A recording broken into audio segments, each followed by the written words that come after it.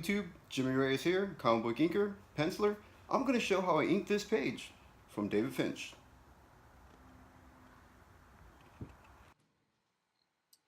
I usually start my work with the 102 Crow Quill.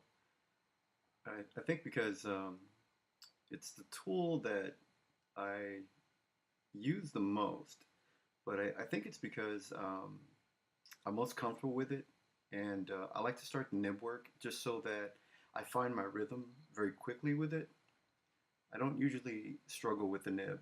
Um, Usually I can get right in there, get a rhythm going, and it helps build my confidence, starting out with a tool that I'm much more comfortable with. So the nib was giving me some good lines. I found my rhythm fairly quickly, and I find that most often I place just a few lines down, and then I find my rhythm very quickly with the nib. So in this one here, I started doing a lot of the bleeds that you can see on the figure. Um, I started doing those because the nib was working very well. I just felt good rhythm, so I continued doing the bleeds. But I do have to rotate the page, not only because I throw my line in one direction, where I'm most comfortable throwing my line towards my body, but because I also have to wait for the ink to dry. And so I will rotate the page, move on to different sections of the page, just so that I don't smear the ink with my elbow or palm or anything like that. And right here you can see where I'm placing down some fine little lines where um, Wolverine is he's a little hairy.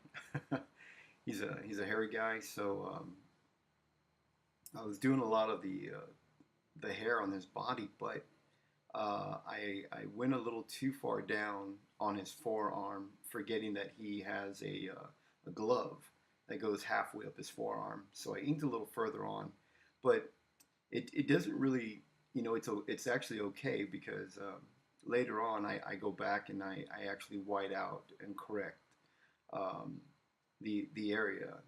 So I like to um, look at my artwork. I like to stand up from my drafting table, look back down at my artwork, or I sit up, raise my head off of the drafting table because I tend to lean on the drafting table pretty close to the page as I'm working. But I do raise my head up from time to time just so that I can get a better perspective. And that's when I start noticing little things where I can make corrections and adjustments. So I begin most of my work on the figure with the lines that outline the figure. You can see I've done the lines that are around his shoulders. I do the lines around his palm, his hand. Um, I tend to start with a lot of those lines, some of the thicker lines, just because I think it's easier to hide any mistakes, or if you put down a line that you're not completely happy with, it's always easier to add to that line. So starting where the lines are going to need to be thicker, I think that's what helps me gain my confidence and test the nib, and just to remind myself I haven't forgotten how to ink, after 8 hours of sleep, and starting out the day at the drafting table with the nib, and first few minutes there, I think to myself, oh my God, I've forgotten how to ink. But then it comes right back, and I get that rhythm going, and remind myself that I have not forgotten how to ink, because your talent and your creativity, it is a muscle, and it does need to be exercised. So if you stop drawing for a while or you stop inking for a while, well, that muscle tends to weaken, but it's still there. But you just need to exercise it and keep it going. I've mentioned in several other videos where I don't use tech pins, and here's where I'm using a French curve and the crow quill to line the straight line, the curved line around his Wolverine's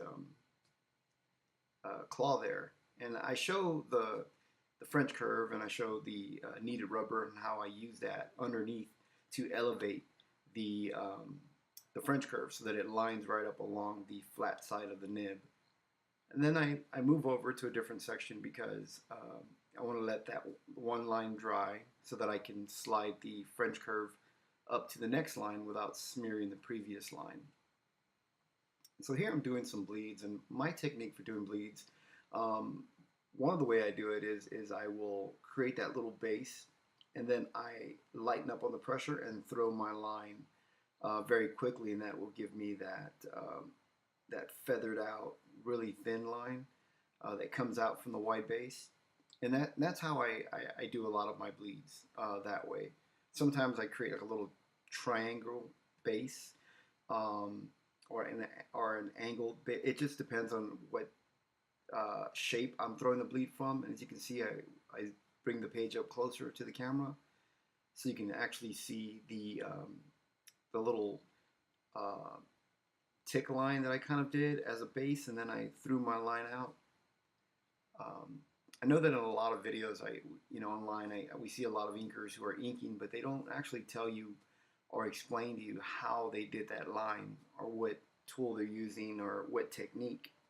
And I know that it's a competitive field, and I know some people hesitate to share their techniques because that's what can set them apart from other artists, and you you don't ever want to lose work to the competition. I think everyone is trying to make a living, but I don't mind sharing my techniques and things.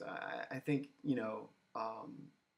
I wish that was we'd find that more often in the industry where artists would share their techniques. I think it's just something it's not neat to share because not everyone can do the exact technique that you do or work in the exact same way you do. And what I like about watching videos, and the reason I make videos, is that I like that when I watch videos, I'm a visual learner. I learn visually. And what I do is I will look and see how they do something, but then when I try to imitate it or redo what I've seen, sometimes I find that I can mimic it or redo it, but I have to do it differently in my way, my own way. Sometimes it inspires me, and I end up creating a whole different type of technique. And that's where you can see here I'm showing the little kind of triangular base, and then I threw the line out for that particular bleed. So I'm hoping that by watching this video, hopefully you get inspired enough, and you want to try some of these things. And if you're not completely comfortable with your line work, or you're not completely happy with it, get a blank piece of Bristol board and just start throwing random lines. Try the lines. It doesn't have to be over artwork. It can just be over a blank piece of paper. Try different things. Try throwing your lines in different directions. Throw the line towards your body. Throw it away from your body. Just try different little techniques. The lines that I'm placing down right here, these are called tick lines, and I just kind of do the same line motion almost what I do with a brush when I do bleeds. I start with a lighter amount of pressure, and as I drag the nib down towards my body, I begin to place more pressure on the nib. And here you can see I'm using a straight edge, and I use the artist tape to mask off the area where I want the line work to end. So I'm throwing these straight lines here because if you look right by my finger, there's a black, solid black there that Dave has placed over one of the plumbing pipes. And along the side it's white, but then it goes into shadow. So I wanted to kind of continue that white in there by placing a bunch of lines really close together where it would just leave very little white. So that would kind of help that transition, just to separate from the larger pipe above, even though Dave placed a whiter, not exactly a halo, he's got some bleeds there, but he did place a bit of a white area there, which helps separate the pipes. But I thought I would just try something with it, and if I wasn't happy with it, then I could just fill it in black. But in the end result, as I was placing in the rest of the effects and textures, I was happy with it. So it remains in the final piece. which at the end of the video you'll see the final line work. And so the lines that I'm placing around the blue area here that you see, these are called holding lines. And the holding lines fence in where you're going to fill in black. So I do go, after I've done most of the line work, where I've done most of the bleeds and the cross hatching and little things like that, then I'll go around and I'll do these holding lines. Sometimes when if I'm not completely comfortable at that moment doing the bleeds, then I will just to keep moving forward, I will actually go on and do a bunch of the holding lines, just so that I don't stop, movement, or I don't stop, the progression of the page, because you don't want to take, an extremely long time on the page. Although this particular piece is for my portfolio, I'm looking at start inking again, so I have to rebuild my portfolio. And so with your portfolio, you can take your time. You can handpick the artwork you want to ink, things that will keep you interested in things that may challenge you, and that's what I did. I'm picking artwork that I think is going to challenge me, because I want to get better. I want to improve. And Dave's work requires a lot of texture. There's a lot of black in this image, and I've never inked so much black before. So I thought it would be interesting, be a fun experience. So you want to do your best work for your portfolio. You really want to take your time, put out your best work, and as you continue working on your portfolio and working on different pieces, you'll become more comfortable with your tools. You'll become faster, and that happens over time. So the main thing is just work on quality, and to learn to learn techniques, and improving your line work. Is actually what I guess what I should say. So for me, I was an inker. I inked back in 2007. I inked many different books. I inked Blood Rain, Starship Troopers. I did some Ghostbusters. I did a book with Kevin Grievous, The Creative Underworld. I did Zombies of Mass Destruction, and a number of other books from smaller publishers. So I've yet to work for Marvel or DC, and I spent some time away from drawing, as with my day job. But then afterwards, I became medically retired, and decided, now that I have a lot of free time, I would like to get back into drawing, and so I did. I started drawing again, and I find that I'm happy doing penciling or inking. I enjoy both, and I think what I would really like to pursue right now is a career as an inker, because I love to work with many different artists and hope to learn from them, because you can't but not learn by spending 8 to 12 hours working directly over their pencils, and so because you're paying close attention to their work, their rendering, everything. You're working right over their work. So I believe it'll help you improve, and so I would like to do that. Would like to work with different artists, different pencilers. And here's that effect that I'm doing again right here. I masked off the area where I want the lines to stop, and I'm doing the same thing that I did on the previous pipe, that where I didn't want it to quite fade into black so quickly. I wanted to leave a little bit of some white in there, because the pipes are textured. They've got a lot of corrosion on them. They've got chips and cracks, and there's just a lot of neat little things that Dave had placed on in his pencil line work that I wanted to work with in the inks. And is a lot of bleeds, and the bleeds curve. They curve in the direction um, with the shape of the pipe, and it's a cylinder pipe, so they curve along that line, and so I had to make sure the bleeds curved with that to keep the shape, so that I didn't make the pipes look flat. And inking that many bleeds, after finishing that piece, I sat back and I thought, wow, okay, I've got so much experience now with throwing bleeds that I think now I can do it in my sleep. Now it's I've gotten a lot better um, by having to do them so many times on just this one piece. But if you've seen previous videos, you've seen that I've inked over a couple of images from. He has a lot of bleed work in his artwork. It's in his art style. It's his style of rendering. So having to do that over and over and over, I couldn't help but get better at it. And so I've can't wait to ink my next page, and hopefully, if it does have some bleeds in there, can't wait to see what they'll look like now. And here I'm doing some more holding lines so that I can come back in later and spot my blacks.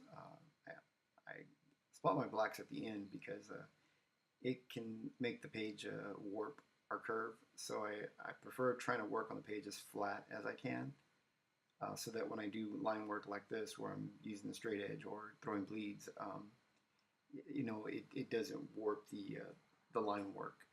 I don't have to work over a warped page, and my lines come out cleaner. So by saving the spotting the blacks till the end, I find that works for me.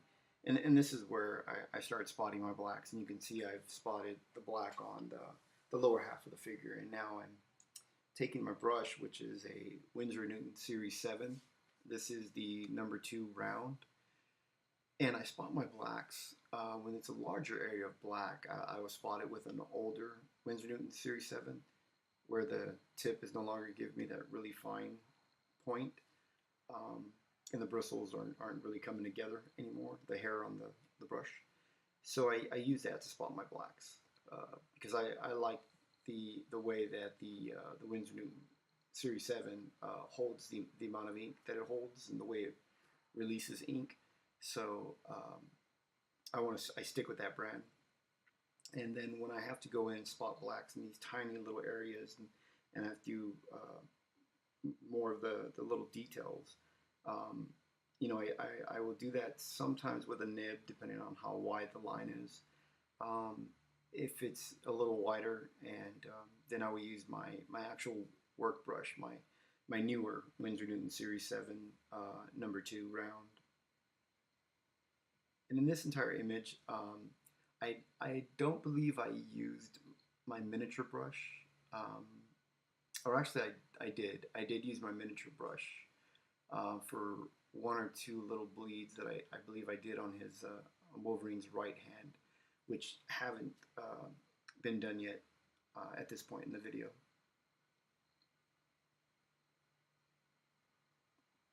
So the neat thing about the oil, these oil cans are in the water, and they're spilling out, and how the oil and the water don't mix, and you can see the oil rising on top here. There was also I noticed some little bitty white spots that were purposely left by Dave, and I just thought, wow, that was just really neat on the amount of attention that he pays to everything. The way the oil would separate from the water, and the way it's pouring on top, of this water, and the way he left these little bitty white spots in there, and I thought that was just really, just the amount of detail that he put into his work was just really impressive, and I really didn't appreciate this piece until I started inking it. Once I started to ink it, then I realized, wow, I mean, I have so much more respect for David Finch now. What you see that I'm placing down here it's called vellum. It's basically tracing paper. And so the vellum, it's see-through. It can hold ink, but I'm using it to mask off. And as you see with a pencil, I'm tracing the area that um, I want to have exposed. And so I'm tracing out the area where I'm going to do a spatter effect with white ink. So I trace out the area that is to be cut from the vellum. And as you can see now, when it's placed over my white artboard, you can see the lines that are there. And because I don't want to cut directly on my artboard that I draw on, I place a back of that was part of a pad from the art pad that was from the Bristol board. And that was the back of the old Bristol board, and I kept one after it ran out. And I use it to mail out artwork, keep artwork from being bent, and I use it as a cutting board like this so that I don't cut into my drafting table.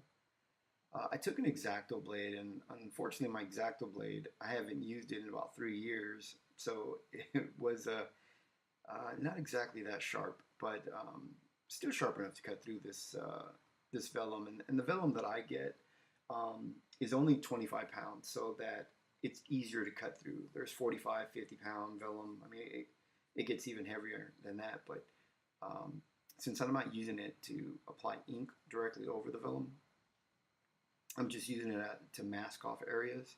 So I buy the thinner vellum.